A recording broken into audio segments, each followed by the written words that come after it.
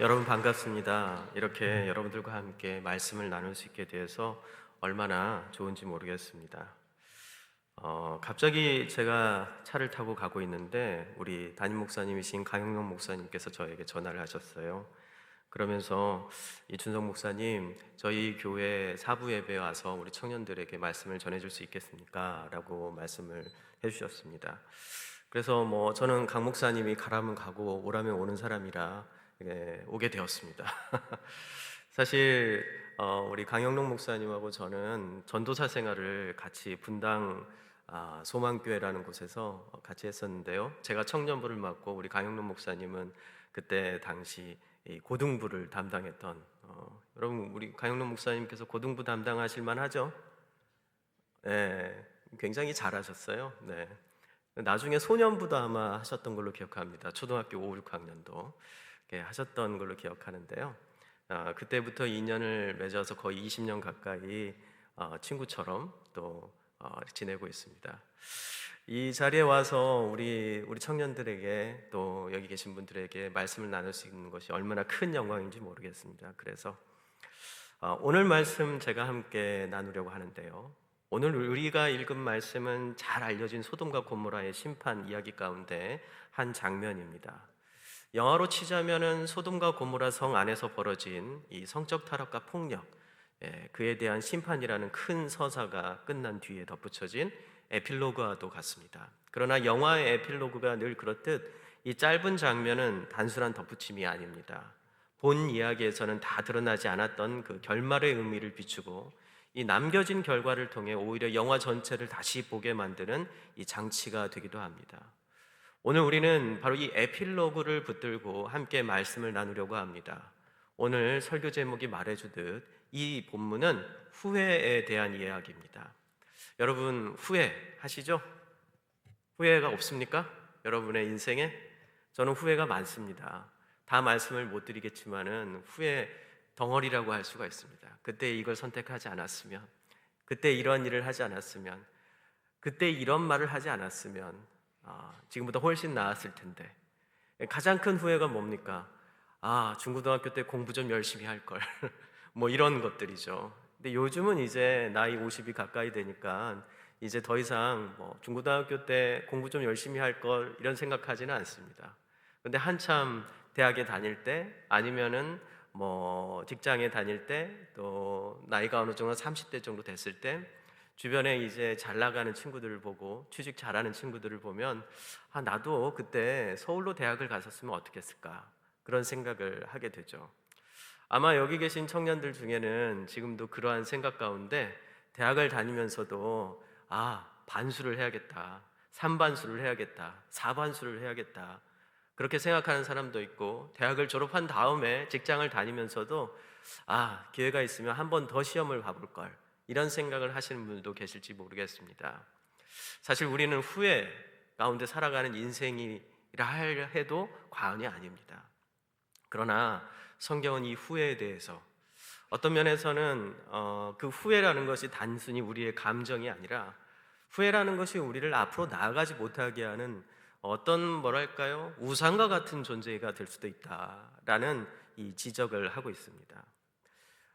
이 17절에서 천사들은 롯과 그의 가족에게 이렇게 명령을 하죠. 도망하여 생명을 보존하라. 돌아보거나 들에 머물지 말고 산으로 도망하여 멸망함을 면하라. 그러나 26절에는 또 이렇게 기록합니다. 롯의 아내는 뒤를 돌아보았으므로 소금 기둥이 되었더라. 이 두 절이 말해주듯 돌아본다는 것, 우리는 이것을 흔히 회상이나 후회라고 부릅니다. 회상이 과거를 떠올리는 비교적 중립적인 기억이라면 후회는 과거의 한 장면이 현재까지 스며들어서 이 삶을 혼란스럽게 만들고 지금 현재 우리가 살아가는 이 삶을 흔들어대는 상태를 뜻합니다. 때로는 과거에 두고 온 것에 대한 향수와 미련으로 인해 지금의 삶을 붙들지 못하고 과거에 매달리면서 과거 가운데서 머물러서 그 과거 안에 안주하여서 지금 현재의 삶이 망가지는지도 모르면서 과거에 있는 상태이죠. 예를 들어서 한때 부자였던 사람이 있다고 합시다. 그는 부유했던 시절에 마음을 묶어놓고 현재의 자신을 받아들이지 못합니다. 그때로만 돌아갈 수 있다면 이라는 생각 속에서 오늘을 부정하고 그 결과 그의 현재는 점점 무너져 갑니다. 제가 잘 아는 한 분이 계시는데요. 이 대구 분이세요. 한때 유명 브랜드의 사장도 하시고 이 전체를 다 이끌고 가는 그런 분이셨죠. 대구에서 뭐 몇 손가락 안에 들어가는 그 부유한 집안에서 태어나서 또 그때 한참 섬유 산업이 대구에서 인기가 있을 때 그때 이제 그런 어떤 거의 재벌이라고 할 수 있는 사람의 그런 분의 자녀로 태어나서 준 재벌처럼 살았던 분이 계셨습니다. 그런데 한순간에 폭삭 다 망해버렸어요.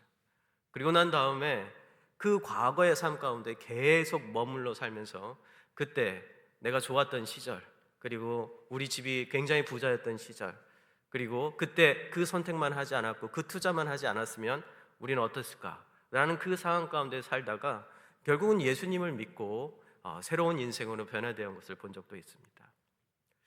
그 결과 이 과거에 그런 머물러 있는 삶은요, 그의 삶을 매우 부정적으로 만들고 무너지게 만든 것을 제가 옆에서도 봤습니다. 또 다른 예는 과거의 선택에 대한 집착하는 것입니다.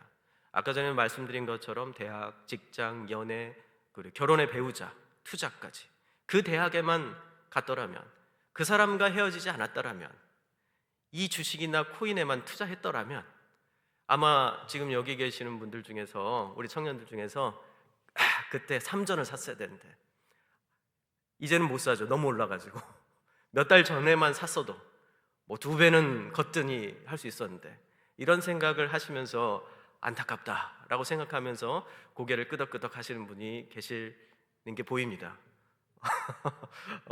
예, 마음속으로 끄덕끄덕 하시는 분도 계실 거고요. 네. 이런 것들이 결국 우리의 만족과 평안을 조금씩 갉아먹습니다. 후에는 그렇게 우리를 불행하게 만들죠. 비교하게 만들고요. 오늘 본문은 그 후회가 불러오는 비극이 얼마나 큰지를 보여줍니다. 마치 영화의 마지막 에필로그 한 장면 때문에 해피엔딩이라고 믿었던 영화의 이야기가 갑자기 새드 엔딩으로 바뀌는 반전처럼 말이죠. 이제 서론을 마치고 본론을 들어가면서 설교의 흐름을 잠시 여러분들에게 좀 말씀드리려고 합니다. 저는 오늘 여러분들에게 먼저 창세기 19장에 기록된 소돔과 고모라의 멸망을 살펴보려고 합니다. 멸망에 이르게 된 이유가 무엇인지, 롯과 그의 가족은 어떤 과정을 통해 구원을 받게 됐는지, 그리고 롯의 아내가 소금기둥이 된 사건이 남긴 비극적인 결말은 무엇이었는지 차분히 따라가 보겠습니다. 특히 이후에 이어지는 가족사와 영적 계보를 통해서 이 이야기가 오늘 우리에게 건네는 영적인 의미를 여러분들과 함께 나눠보려고 합니다. 다음으로는 사무엘하 12장 23절에 나오는 다윗의 고백을 살펴볼 겁니다. 밧세바 사건 이후 아기의 죽음이라는 돌이킬 수 없는 현실 앞에서 다윗이 보인 반응은 무엇이었는지, 그리고 그가 롯의 가족과는 전혀 다른 방향의 선택을 했다는 사실에 집중해서 조명해 보려고 합니다. 마지막으로 후회와 미련의 상징처럼 남아있는 롯의 아내를 예수님께서 어떻게 말씀하셨는지 누가복음 17장 말씀을 통해 살펴볼 것입니다. 이 말씀을 따라 오늘을 살아가는 우리의 마음가짐은 어떠해야 하는지에 대해서 함께 묵상하며 이 설교를 마치겠습니다. 이렇게 얘기하니까 설교가 엄청 길 것 같죠? 네, 여러분 집에 못 갈 것 같죠? 저를 바라보시면서 비웃으시는데요. 이렇게 쫙 이렇게 옆을 보시는데, 여러분 걱정하지 마십시오. 반전이 있습니다. 웃고 싶으시면 좀 웃어도 돼요. 원래 분위기가 이렇게 엄숙합니까? 답도 없으세요?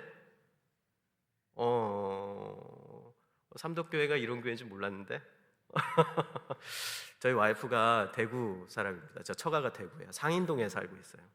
그래서 이 대구 분들이 얼마나 진중하고 그리고 괜찮은 분인지 잘 알고 있습니다. 그리고 지금 현재 저희 아내가 이걸 실시간으로 보고 있어요. 그렇기 때문에 이 대구에 대해서 나쁜 말을 하면 안 됩니다. 굉장히 프라이드 있거든요, 저희 아내는. 그리고 제가 처가에서 한 1년 정도 처가살이를 한 적이 있었는데 대구 정말 좋더라고요. 더운 것만 빼고. 네. 여러분, 이제 본론에 들어가서 소돔과 고모라 그리고 그 롯의 아내에 대해서 한번 좀 먼저 알아보겠습니다. 여러분도 잘 알다시피 소돔과 고모라의 심판은 성경에서 노아의 홍수 심판과 나란히 언급될 만큼 중대한 사건입니다. 예수님께서도 누가복음 17장에서 마지막 심판을 말씀하시며 노아 시대의 홍수와 소돔의 불심판을 함께 거론하십니다. 그만큼 소돔의 심판은 성경 역사 속에서 매우 중요하고도 강렬한 의미를 지니고 있습니다. 그렇다면 이들은 왜 심판을 받게 되었을까요? 베드로후서 2장 7절에서 8절은 그 사건의 이 심판의 이유에 대해서 이렇게 설명합니다. 우리 함께 같이 읽어볼까요? 시작. 무법한 자들의 음란한 행실로 말미암아 고통당하는 의로운 롯을 건지셨으니 이는 이 의인이 그들 중에 거하여 날마다 저 불법한 행실을 보고 들으므로 그 의로운 심령이 상함이라. 네. 이 말씀에서 소돔의 멸망의 이유는 크게 두 가지로 나타납니다. 첫 번째, 이들이 보였던 이른바 음란한 행실입니다. 잘 알려져 있듯이 소돔은 동성 간의 성행위가 일상처럼 벌어지던 도시였습니다. 성경은 이것을 수많은 성적 타락 가운데 하나로 다루지는 않습니다. 오히려 동성 간의 성행위는 성적 타락이 끝에 이르렀을 때 드러나는 이 최극단으로 드러났을 때 나타나는 상징적인 표현입니다. 다시 말해서 인간의 욕망이 더 이상 제어되지 않는 지점에 도달했을 때 보여주는 그런 관용적인 언어라는 것입니다. 따라서 소돔에서 이러한 관계가 공공연히 이루어졌다는 기록은 다른 형태의 성적 타락은 굳이 나열할 필요도 없을 만큼 이미 극에 달하였다는 사실을 보여주는 겁니다. 그와 함께 수많은 죄악이 도시 전체를 채우고 있었음을 암시합니다. 그곳에는 더 이상 절제와 책임의 경계가 남아있지 않았고 인간다운 얼굴은 지워진 채 본능과 욕망만이 도시를 지배하고 있었습니다. 하나님의 형상을 닮은 존재로 살아가기를 스스로 포기한 사람들만이 있었던 곳, 그것이 바로 소돔이었습니다. 이것이 소돔이 심판을 받게 된 첫 번째 이유라는 겁니다. 이 두 번째 이유는 이 도시에 살고 있던 의인 롯을 보호하기 위함이었습니다. 여기에서 우리는 자연스럽게 한 가지 질문에 서게 되는데요. 바로 과연 롯은 어떤 사람이기에 성경은 그를 의인이라고 부르고 있는가 하는 점입니다. 롯은 아브라함의 조카죠. 아브라함이 우르에서 하나님의 부르심을 받고 고향을 떠날 때 그는 홀로 떠나지 않았습니다. 여러 가족 가운데 롯은 아브라함을 따라 길을 떠났고 그는 홀로 떠났고 그리고 하나님을 믿는 선택에 동참한 사람이었습니다. 비록 롯이 하나님으로부터 직접 언약을 받은 존재는 아니었지만 하나님께서 아브라함을 선택하실 때 그의 가족 또한 그 선택의 울타리 안에 있었다는 의미입니다. 그런 의미에서 롯 역시 하나님의 선택 가운데 있었던 믿음의 사람이었던 것이죠. 바로 이 때문에 하나님께서는 이 타락한 도시 한복판에서 살고 있던 롯을 외면하지 않으셨습니다. 소돔의 심판은 단지 죄에 대한 형벌이 아니라 그 가운데 남아있던 한 사람을 건져내기 위한 하나님의 사랑의 결단이기도 했던 것입니다. 마찬가지로 우리가 장차 맞이하게 될 이 종말의 심판 역시 이 두 가지 이유 위에서 이루어질 것입니다. 이 세상에 가득한 이 세상에 죄가 가득했기 때문에 동시에 그 죄로 가득한 세상 가운데 하나님께서 선택하신 의로운 그리스도인 바로 여러분들을 보호하기 위해 하나님께서 자비를 발동하시기 때문에 이 심판이 이루어진다는 것입니다. 하나님의 심판은 멸망만을 위한 결정이 아니라 여러분들을 구원하기 위한 결단이기도 합니다. 이러한 맥락 속에서 하나님은 두 천사를 보냈고 롯과 그의 가족을 구원하시기로 하십니다. 이 천사들은 하나님의 백성을 건져내기 위해 파송된 구조되었던 것입니다. 그러나 소돔의 시민들은 인간다운 모습으로 인간의 모습으로 온 이 천사들에게조차 이 죄에 동참할 것을 요구합니다. 본능과 쾌락을 내세우면서 자신들과 함께 타락하자라고 손을 내밀게 됩니다. 창세기 19장 4절에서 9절에는 그 내용이 정확하게 기록되어 있는데요. 함께 보겠습니다. 그들이 눕기 전에 그 성사람 곧 소돔 백성들이 노소를 막론하고 원근에서 다 모여 그 집을 애워쌌고 롯을 부르고 그에게 이르되 오늘 밤에 내게 온 사람들이 어디 있느냐 이끌어내라 우리가 그들을 상관하리라. 이 상관한다는 말은 야다 알다라는 뜻이면서 동시에 알다라는 말은 이 창세기에서 성관계를 암시하는 단어로 꽤 많이 사용되고 있습니다. 롯이 문 밖에 무리에게 나아가서 뒤로 문을 닫고 이르되 청하노니 내 형제들아 이런 악을 행하지 말라. 내게 남자를 가까이 하지 아니한 두 딸이 있노라. 청하건대 내가 그들을 너에게로 이끌어 내리니 너희 눈에 좋을 대로 그들에게 행하고 그 사람들은 내 집에 들어왔은즉 이 사람들에게는 아무 일도 저지르지 말라. 그들이 이르되 너는 물러나라. 또 이르되 그 자가 들어와 거류하면서 우리의 법관이 되려 하는도다. 이제 우리가 그들보다 너를 더 헤아리라 하고 롯을 밀치며 가까이 가서 그분을 부수려고 하는지라. 이 말씀을 보면 여러분들도 알겠지만 이해할 수 없는 장면이 펼쳐집니다. 롯이 자기 남자를 모르는 자기 이 처녀인 두 딸을 이 불황배들한테 내어 던져서 이 성폭행의 대상으로 던져주려고 하는 장면이 나오는 겁니다. 충격적인 선택이죠. 집안에 있던 두 딸을 내어주려 한 겁니다. 이 장면에서 많은 이들이 롯에게 실망을 합니다. 어떻게 믿음의 사람이 이런 되도 안 되는 그런 선택을 할 수 있는가? 라는 생각을 하는 거죠. 그리고 우리는 비난하게 됩니다. 롯 같은 사람은 의인이라고 말할 수 있어? 성경은 좀 잘못 기록된 거 아니야?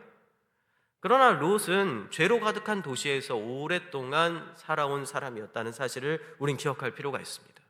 그는 이미 수없이 도덕적 한계의 순간들을 통과해 왔습니다. 이거 넘어가면 안 되는데, 이거 넘어가면 안 되는데 라는 거죠. 처음에는 원리와 원칙을 붙들었을 겁니다. 하나님의 백성으로서, 의인으로서 이건 절대 안 돼 라고 생각했겠죠. 하지만 이 도시에서 그에게 되돌아온 것은 폭력과 상처, 그리고 돌이킬 수 없는 결과였을 가능성이 큽니다. 이런 경험이 반복되면 사람은 결국 더 큰 악을 막기 위해 작은 악을 허용해야 한다는 생각 앞에서 무너지고 맙니다. 사람이 죽는 것은 막아야 하지 않아? 이렇게 얘기하게 되는 거죠. 사람이 살고 봐야지 라고 하면서 이러한 논리가 다른 모든 기준을 밀어내기 시작하는 겁니다. 기독교 윤리에서 흔히 말하는 미끄러운 경사길이라는 이 특별한 용어가 있는데요. 이것이 바로 이겁니다. 한 번 발을 내딛는 순간 사람들은 자신도 모르는 사이에 점점 아래로 미끄러져 내려간다는 겁니다. 그래서 하나님은 롯을 소돔에서 꺼내기로 결정하신 겁니다. 의인이 더 이상 타락에 동화되지 않도록 하나님의 백성으로 살아갈 수 있도록 그를 구출하신 것이죠. 이것이 구조대가 파송된 목적입니다. 그리고 천사들은 롯과 그의 아내 두 딸을 붙들어서 성 밖으로 강제로 이끌어냅니다. 그때 천사들은 그들에게 단 하나, 앞으로 절대 해서는 안 될 것을 분명하게 경고하게 됩니다. 창세기 19장 17절 말씀인데요. 우리 큰 소리로 함께 같이 읽겠습니다. 시작. 그 사람들이 그들을 밖으로 이끌어낸 후에 이르되 도망하여 생명을 보존하라. 돌아보거나 들에 머물지 말고 산으로 도망하여 멸망함을 면하라. 하지만 롯의 아내는 어땠죠? 뒤를 돌아봅니다. 그리고 소금 기둥이 되었습니다. 여기서 돌아보다라는 히브리어 동사가 사실 히필형이라는 동사형입니다. 이 히필형은 능동과 수동의 의미가 함께 있는 동사입니다. 우리에게는 없는 동사죠. 능동으로 읽으면은 롯의 아내가 스스로 의도적으로 뒤를 돌아본 것이고, 수동적으로 읽으면은 무엇인가에 이끌려 돌아본 것입니다. 저는 이 장면이 후회가 작동하는 방식과 매우 닮았다라고 생각합니다. 후회에는 끌림이 있습니다. 과거가 우리를 붙잡아 당깁니다. 마치 물귀신처럼 막 잡아당기는 거죠. 그러나 동시에 후회에는 결단도 있습니다. 현재를 거부하고 과거로 돌아가려는 내 안의 능동적인 선택이 함께 작동하는 거죠. 그때로 돌아간다면, 나에게 타임머신이 있다면 나는 그때로 돌아가서 이런 것들을 막 바꿀 텐데. 제가 어렸을 적, 대학생, 중고등학생, Back to the Future라는 영화가 딱 나와가지고 타임머신을 타고 이 과거로 돌아가는 그런 영화가 나왔습니다. 그런데 한 10년, 20년이 지나고 나니까 이 과거로 돌아갔던 Back to the Future의 그 자동차가 이젠 미래로 가더라고요. 미래로 가. 이제 과거에는 이 과거로 돌아가서 나의 후회를, 내가 후회하는 것들을 고치는 것이 목적이었다면, 이제는 미래로 가가지고 인베스트먼트, 투자를 어떻게 할 것인가를 정보를 미리 캐오는 이런 식으로 요즘은 영화가 바뀌더라고요. 어쨌든 타임머신이 있다면 나는 과거로 돌아가서 내 인생을 좀, 후회하는 인생을 좀 바꿔볼 텐데 라는 생각을 하게 된다는 겁니다. 후회는 이렇게 수동과 능동이 동시에 얽혀있는 감정입니다. 소돔과 고모라는 죄의 매력, 곧 하나님처럼 될 수 있다는 아담과 하와에게 한 뱀의 유혹과 약속이 가장 활발하게 성취되고 있었던 성경 이 상징적인 도시였습니다. 아담과 하와에게 에덴 동산에서 이 뱀이 나와서 그에게 한 약속이 뭡니까? 동산 중앙에 있는 지혜를 알게 하는 나무의 그 실과를 네가 따먹게 되면 눈이 밝아져서 하나님처럼 될 것이다 라는, 그 하나님처럼 되어서 선악을 스스로 결정하고 분별하는 존재가 될 것이다 라고 약속을 했죠. 바로 이 약속, 뱀의 약속의 핵심이 존재하고 있었던 곳이 바로 소돔이라는 것입니다. 롯의 아내는 그 도시가 약속한 달콤한 유혹의 미련을 끝내 내려놓지 못했습니다. 소돔은 인간의 욕망이 허락되는 도시입니다. 능력만 있으면 무엇이든지 가질 수 있고 먹을 수 있고 욕구를 채울 수 있는 곳입니다. 제가 최근에 어느 신문을 보고 어느 방송을 보는데 뉴욕에 있는 그 아파트에 대한 소개를 하더라고요. 뉴욕에 있는 한 아파트의 가격이 얼마일까요? 3천억이라고 합니다. 아파트 한 동이 아니라 한 채가, 몇 동, 몇 호, 거기가 3천억이라는 거예요. 얼마나 대단한 아파트이길래 그 안은 뭐 금으로 도배를 했는지는 모르겠지만 3천억이라는 거예요. 그게 없어서 그 못 파는 정도까지 된다는 겁니다. 그런 것처럼 능력만 있으면 무엇이든지 가질 수 있고 먹을 수 있고 욕구를 채울 수 있는 곳, 바로 그것이 이 도시가 주는 의미입니다. 사랑과 정의를 위해 스스로를 제한하고 희생하지 않아도 되는 세계. 그래서 소돔은 단지 오래전에 사라진 도시가 아닙니다. 언제나 우리 마음 한켠에 은근히 그리워하는 어떤 세계입니다. 나에게 돈만 있다면, 나에게 능력만 있다면 나도 그런 3천억짜리 아파트, 아니 저기 서울 잠실에 있는 제일 큰, 제일 높은 빌딩에 있는 무슨 CL이라고 붙여있는 그 아파트, 아니면은 대구에 저기 수성구에 있는 최고 비싸다고 하는 주상복합 그 뭐뭐 아파트, 거기에 내가 들어갈 수 있다면, 나도 돈 있다면 거기에 가서 살 텐데, 나에게 능력이 있고 돈이 있고 뭔가 존재하고 있고 내가 소유가 있다면 나는 무엇이든지 할 수 있는 것, 그것이 바로 소돔이었고, 그리고 지금 우리 현대가 살아가고 있는, 여러분들이 살고 있는 이 대구라는 도시, 서울이라는 도시, 그리고 뉴욕이라는 도시, 런던이라는 도시, 이러한 도시들이 바로 우리에게 그것을 유혹하고 있는 것이죠. 우리 마음속에 있는 세계입니다. 그렇다면 여러분의 소돔은 무엇입니까? 지금 이 예배의 자리에서도 여러분의 정신을 흐리게 만들면서 자꾸 딴 생각을 하게 만들고 뒤를 돌아보게 만드는 것은 무엇입니까? 예배 끝나고 가게 될 맛있는 아니면은 앞으로 예약되어 있는 그 맛집 탐방? 끝나고 만나게 될 그 사랑하는 연인? 우리 목사님, 이 목사님의 설교는 도대체 언제쯤 끝날까? 빨리 끝나고 빨리 그걸 먹어야 되는데 뭐 이런 생각? 이런 생각들이 우리를 사로잡고 있을 수 있죠.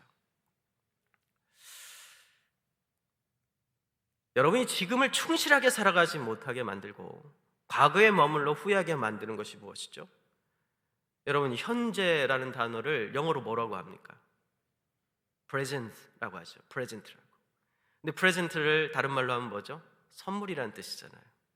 선물과 같은 현재의 삶을 충실하게 살지 못하게 만드는 그것은 도대체 무엇일까요? 후회는 우리를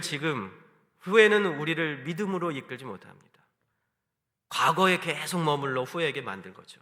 후회는 긴 그림자를 들이오고 결국 우리의 인생을 불행하게 만듭니다. 롯의 아내가 소금 기둥이 된 이후 롯의 두 딸은 아버지에게 술을 마시게 해서 인사불성이 되게 한 다음에 동침합니다. 그리고 아들 둘을 낳습니다. 이 행동 역시 어디에서 익힌 것일까요? 소돔에서 익힌 타락의 그림자라고 할 수가 있습니다. 그 아들들의 이름이 모압과 암몬의 조상이 되었습니다. 이 민족들은 성경 속에서 반복해서 이스라엘을 대적하는 존재로 등장합니다. 이것이 바로 후회가 남긴 쓴뿌리입니다. 후회는 그렇게 계속해서 하나님을 대적하게 만들고 우리의 평안을 하나씩 빼앗아 갑니다. 그러나 이런 후회와 다른 그러나 후회와 매우 비슷하지만은 전혀 다른 종류의 돌아봄이 또 성경에는 나옵니다. 그것은 바로 반성과 회개라는 단어입니다. 후회가 우리를 과거에 붙들어 매는 감정이라면 반성과 회개는 과거를 직면하되 거기에 머물지 않고 그 자리를 정리한 뒤에 다시 앞으로 나아가게 합니다. 그 대표적인 인물이 다윗입니다. 다윗은 결코 완전한 사람이 아니었죠. 그의 삶에는 수많은 오류와 오판, 그리고 분명한 죄가 있었습니다. 그 중에서도 밧세바와의 간음, 그리고 밧세바의 남편 우리아를 전쟁터에 보내서 죽게 만든 사건은 오늘의 기준으로 보아도 쉽게 용서받기 어려운 중대한 범죄입니다. 이에 하나님께서는 나단 선지자를 보내서 다윗의 죄를 드러나게 하시죠. 다윗은 변명하지 않습니다. 책임을 회피하지도 않습니다. 그는 자신의 죄를 인정하고 공개적으로 회개합니다. 그러나 죄는 용서받았을지라도 그 결과는 남았습니다.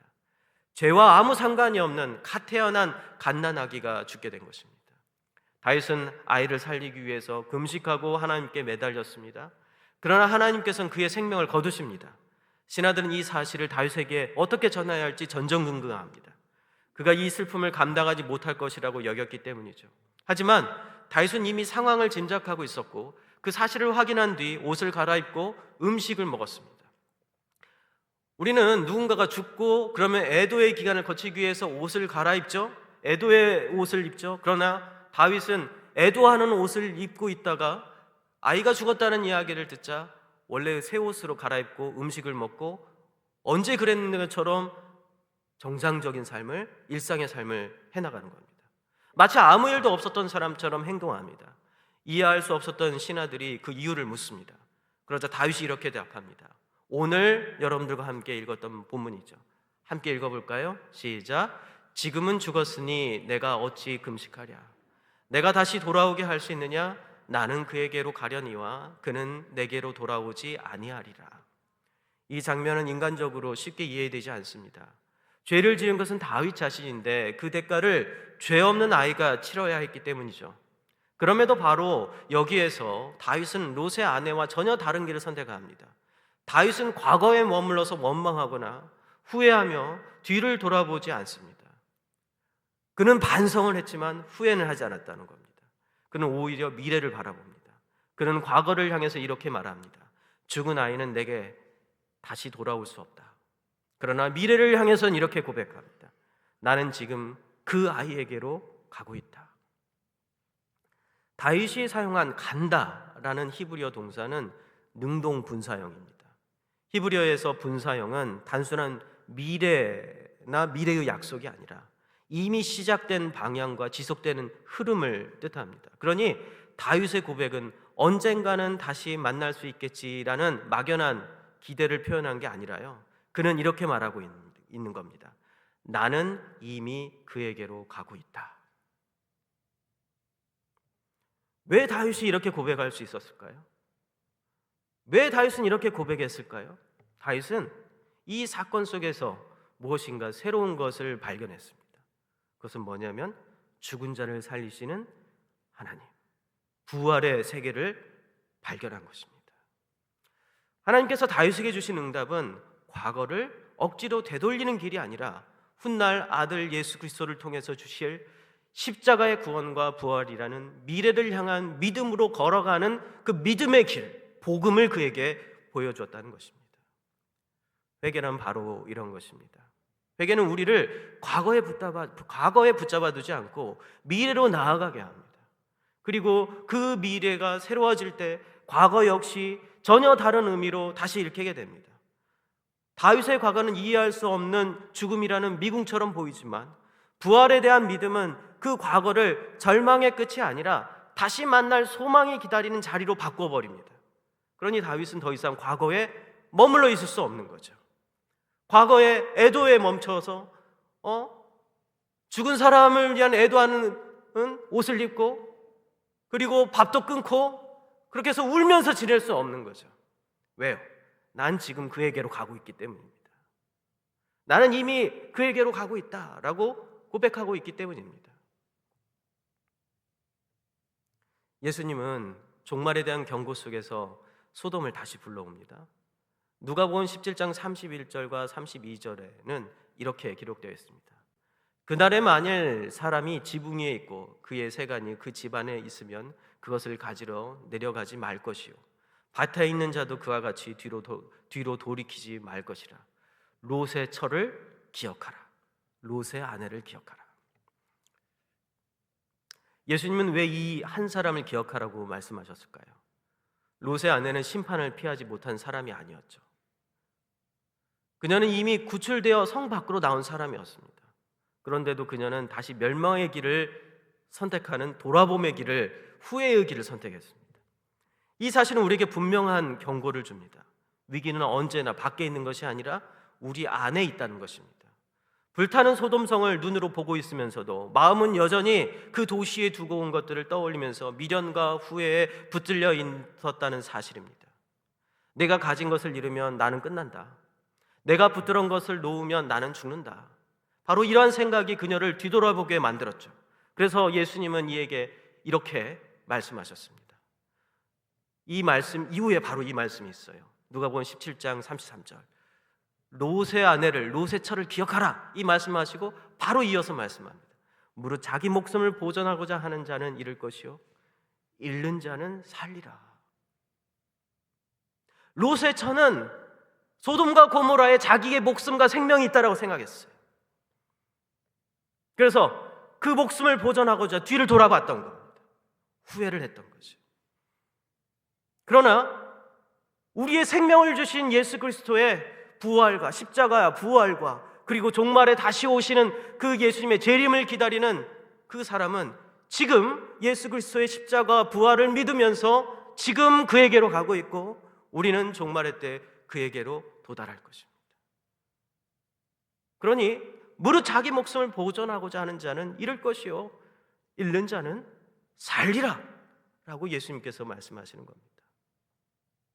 후회하지 않고 과거에 머물러져 있고 죄의 도시에 자기 자신을 두고 자기의 미련과 후회를 그쪽에 두고 사는 자는 생명을 얻지 못할 것이라는 거죠. 즉 후회의 뿌리는 결국 이것입니다. 무엇을 붙들어야 내가 산다는 믿음이에요. 문제는 이 믿음의 대상이 하나님이 아니라 이미 되돌릴 수 없는 과거에 있다는 것입니다. 그래서 종말을 향한 예수님의 경고는 단순합니다. 롯의 처를 기억하라. 롯의 처를 기억하라.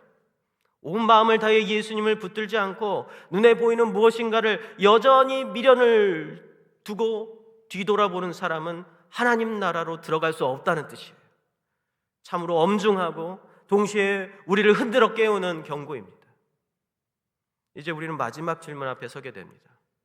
그렇다면 무엇이 우리를 후회의 우상 앞에서 자유롭게 할 수 있을까요? 무엇이 우리를 후회의 우상에서 자유롭게 할 수 있을까요? 팀 켈러 목사님은 탕부 하나님이라는 책에서 영화 3 시즌즈에 등장하는 세 개의 에피소드 가운데 두 번째 이야기를 인용하면서 은혜를 경험할 때 사람의 마음이 어떻게 변하는지에 대해서 이야기를 해주고 있습니다. 이 3 시즌즈는 베트남 영화인데요, 이 영화가 1999년에 개봉이 됐어요. 이 이야기에는 이 두 명의 남녀가 등장합니다. 인력거를 끌고 있는 가난하지만 희망을 품고 사는 하이라는 남성과 상류층의 삶을 열망하면서 호텔에서 몸을 팔아서 돈을 모으고 있는 렌이라는 여성이 나옵니다. 하이는 렌을 사랑하지만 그녀를 호텔로 데려갈 돈조차 없습니다. 렌은 지독한 가난 속에서 살면서 낙원처럼 보이는 고급 호텔에서 살아보는 것을 꿈꿉니다. 그러나 그곳은 그녀가 몸을 파는 장소일 뿐 정작 손님으로 묵어본 적은 단 한 번도 없는 그런 곳입니다. 매춘으로 돈을 벌어 삶의 돌파구를 만들고 싶어도 그 일은 오히려 그녀를 더 비참하게 만들 뿐입니다. 짐승처럼, 노예처럼 말이죠. 그러던 어느 날 하이는 인력거 경주에 나가서 우상을 하게 됩니다. 그는 그 상금으로 렌을 호텔에 데려가 숙박비와 그리고 하루치 화대를, 그러니까 매춘을 하고 받는 돈이죠, 이 돈을 치릅니다. 그런데 뜻밖에도 그는 그녀의 몸이 아니라 잠든 얼굴을 보고 싶다라고 말합니다. 그는 돈의 힘으로 그녀를 소유하지 않았습니다. 대신 그녀에게 평범한 하루, 그토록 그녀가 열망했던 고급 호텔에서 하룻밤을 잘 수 있는 그 여유, 그것을 사주었던 것이죠. 어디에서 속하지 못했던 내내 깊은 절망을 그 하루가 채워준 것입니다. 처음에 레는 그 하이의 그 은혜, 그의 선의, 베품, 그것을 의심합니다. 하이가 이 일로 자신을 붙잡아 두려고 한다라고 생각했기 때문입니다. 그래서 강한 거부감을 느끼죠. 그러나 그가 돈으로 그녀를 지배하려는 것이 아니라 진심으로 그녀를 사랑하고 있고 섬기고 있다는 사실이 분명해지자 레는 조금씩 달라집니다. 그리고 어느 순간 다시 매춘의 삶으로 돌아가는 것이 불가능해지게 됩니다.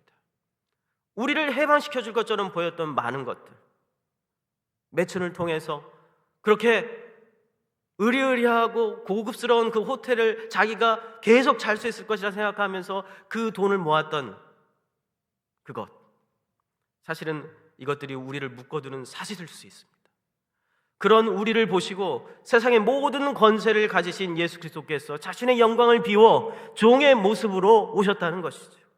그분은 전지전능하신 자신의 본체를 내려놓고 친히 목숨을 바쳐 우리의 죄값을 치르셨습니다. 그리고 우리의 마음이 안식할 수 있는 유일한 자리, 곧 아버지의 집을 우리에게 사주셨습니다. 하이의 사심없는 사랑이 렌을 변화시켰듯이 우리 역시 그리스도께서 우리를 위해 그렇게 하셨다는 사실을 깨닫게 될 때 마음 깊은 곳에서로부터 변화가 시작되는 것입니다. 그런 사랑 앞에서 어떻게 자신을 내어드리지 않을 수 있겠습니까? 어떻게 뒤를 돌아보는 후회에 매여 있을 수 있겠습니까? 이것이 은혜입니다. 은혜는 넌 이렇게 해야만 사랑받는다 라는 조건의 체계를 완전히 무너뜨립니다. 은혜는 네가 원하는 것을 얻어야만 살 수 있다 라는 그 우상을 깨뜨립니다. 은혜는 우리가 붙들고 있던 되돌릴 수 없는 것들, 과거의 선택, 잃어버린 관계, 놓쳐버린 기회, 지나간 영광을 더 이상 구원자로 삼지 못하게 만듭니다. 왜냐하면 은혜는 우리에게 이렇게 말하고 있기 때문입니다. 내가 다시 과거로 돌아가야 살 수 있는 것이 아니다. 내가 잃어버린 것을 다시 얻어야 살 수 있는 것도 아니다. 내가 돌이킬 수 없는 것을 붙들어야만 사는 것이 아니다. 내가 너를 붙든다. 내가 너를 새롭게 한다. 그러므로 후회를 극복하는 길은 마음을 억지로 다잡는 자기 훈련에 있지 않습니다. 후회하지 말아야지. 후회하지 말아야지. 유튜브나 세바시 특강이나 뭐 이런 데 들으면서 후회에 머물러 있는 인생은 매우 비참하고 정말 힘들어요. 후회를 극복하는 하나, 둘, 셋, 넷, 다섯, 여섯 가지 방법, 그것을 매일 훈련한다고 해서 그 후회가 극복이 되던가요? 훈련으로 되지 않습니다. 더 큰 사랑이 들어와야 더 작은 것들을 제자리에 돌려놓게 되는 겁니다. 더 큰 은혜가 우리 안에 들어와야 우리의 미련과 집착을 그 우상의 자리에서 끌어내어서 단지 추억으로 바꾸는 겁니다. 옛날에 그런 일이 있었지. 롯의 아내는 소돔이라는 그 멸망한 과거를 향해 돌아보았습니다. 소돔이 자기의 의미를 주고 생명을 지탕해 준다고 믿고 있었기 때문입니다. 그러나 다윗은 이렇게 말하죠. 그는 내게로 돌아오지 않는다. 나는 그에게로 간다. 나는 이미 그에게로 가고 있다. 자기 죄로 인해 아이를 잃은 후 다윗의 삶의 이유와 목적은 더 이상 과거에 있지 않았습니다. 그것은 하나님께서 여시는 미래, 곧 예수의 십자가의 대속을 통해 사셨고 부활을 통해 새롭게 하셔서 다윗과 우리 성도들에게 주신 하나님의 나라라는 하나님의 집에 그의 소명이 있었던 것이죠. 왜? 그곳에 내가 사랑하는 나의 잘못으로, 나의 죄로, 나의 후회 가운데 죽은 그 아이가 살아있기 때문입니다.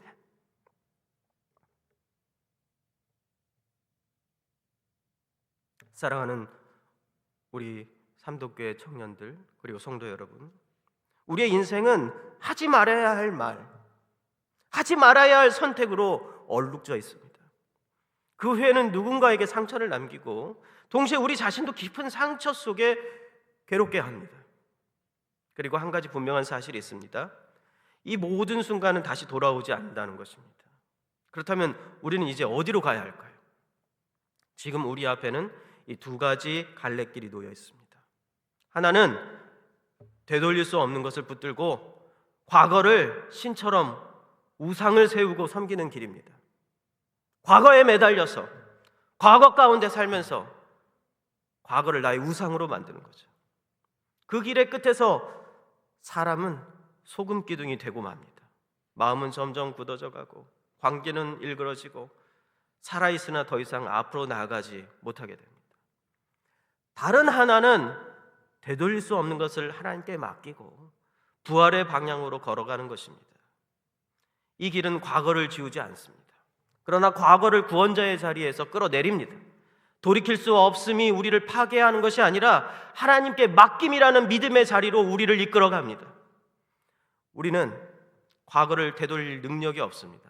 그러나 복음은 분명히 말합니다. 하나님은 우리를 과거로 되돌려서 구원하신 분이 아니라 새롭게 하시는 분이시라고. 하나님 시간을 되감아서 우리를 살리시지 않습니다. 십자가와 부활을 통해서 우리를 새 창조로 이끄시고, 그래서 부활을 믿는 사람은 이렇게 고백하는 것입니다. 우리 함께 이것을 같이 큰 소리를 읽어봅시다. 시작. 그는 내게로 돌아오지 않는다. 그러나 나는 그에게로 간다. 돌이킬 수 없지만 이것이 끝은 아니다. 후회가 내 삶의 주인이 아니라 예수님이 내 삶의 주인이시다. 마지막 문장 우리 함께 큰 소리로 다시 한번 읽읍시다. 후회가 내 삶의 주인이 아니라 예수님이 내 삶의 주인이시다. 오늘 주님은 우리에게 묻고 있습니다. 너는 무엇을 붙들어야 살 수 있다고 믿느냐? 그 믿음의 대상이 하나님이냐? 아니면 되돌릴 수 없는 과거에 집착하는 후회냐? 혹시 이 자리에 아직 과거에 머물러 있는 사랑하는 성도분들이 계신다면 이제 더 이상 뒤돌아보지 맙시다. 후회라는 소돔을 우리의 구원으로 착각하지 맙시다. 십자가에 자신을 내어주신 예수님의 은혜가 이미 우리를 붙들고 있어요. 그러니 우리는 앞으로 나아가야 합니다. 꿈을 꿔야 합니다. 하나님께서는 우리에게 후회를 주시지 않고 꿈을 주셔요. 우리 앞에는 부활이 있습니다. 부활은 모든 것을 새롭게 해요. 그리고 과거 때문에 절망 가운데 있는 사람에게 오늘을 다시 살 수 있는 용기를 줍니다. 이미 다윗은 어디에 가 있죠? 꿈 가운데 그 꿈에 부풀어서 옷을 새롭게 입고 밥을 먹고 하나님께 예배를 드리며 앞으로 나아가고 있습니다. 나는 그에게로 간다. 나는 그에게로 간다. 그곳에 내가 사랑하는 그 아이가 있다. 여러분, 혹시 여러분들 중에서 후회 때문에, 과거 때문에, 그리고 그거에 집착 때문에 혹시 지금 아무것도 못하면서 무기력 가운데 있는 사람들이 있나요? 항상 과거밖에 생각이 안 나고 앞으로 나의 미래는 너무 암울하고 꿈을 꾸자니 그 꿈이 도대체 무엇인지도 모르겠다는 생각 가운데 있는 사람들이 있나요? 우리 크리스찬들에게 어울리는 인생이 아닙니다. 부활을 믿고 우리에게 꿈을 주시겠다고 약속하신 그분이 우리에게 주시고자 하는 복음의 놀라운 소식이 아닙니다. 복음은 여러분들을 위로하고 여러분들을 얼레고 달래는 것이 아니에요. 복음은 우리를 앞으로 나아가게 하고 우리를 꿈꾸게 만듭니다. 지금 그 복음을 붙잡고 여러분들이 살아가고 있다면 여러분들의 인생은 정말 달라질 것입니다. 그러나 우리의 인생이 지금 앞이 아무것도 안 보이는 암울한 상태에 있으면서 과거에 집착하며 후회 가운데 있는 삶이라면 우리는 잘 생각해 봐야 됩니다. 예수님께서 우리에게 말씀하셨던 그 말씀, 롯의 철을 기억하라. 롯의 철을 기억하라. 절대 롯의 처와 같은 인생을 살아서는 안 되겠죠. 우리 함께 찬양하면서 기도하도록 하겠습니다.